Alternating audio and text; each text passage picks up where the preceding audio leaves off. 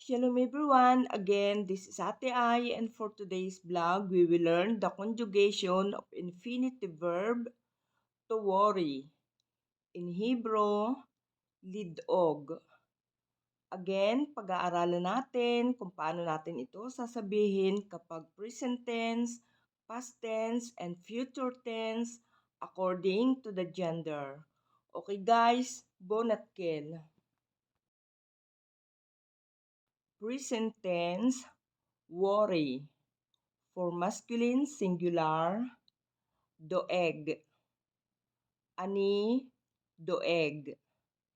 Ata, doeg. Hu, doeg. Present tense, worry. For feminine, singular, doeget. Ani, doeget. At, doeget. He, doeget. Present tense, worry.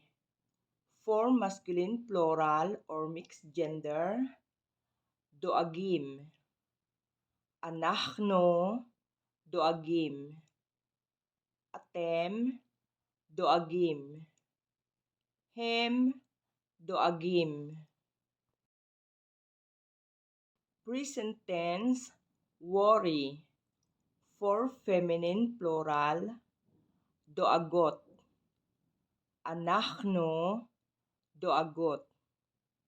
Aten, doagot. Hen, doagot. Okay guys, let's move to the past tense. And for past tense, worried. Daagti. Daagta. Daagt. Daag. Daaga. Daagno. Daagtem. Daagten. Daagu. Daagu. Okay guys, for future tense, will worry. Ani, edag. Ata, tidag. At, tidagi. Hu, yidag. Hi, tidag.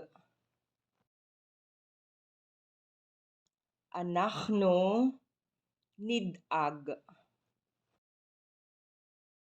Atem, tidagu. Aten, tidagna.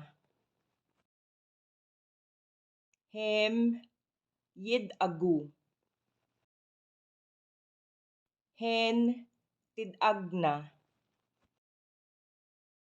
Guys, now I will give you the imperative. Imperative, worry. For masculine, singular, deag. Imperative, worry. For feminine, singular, daagi.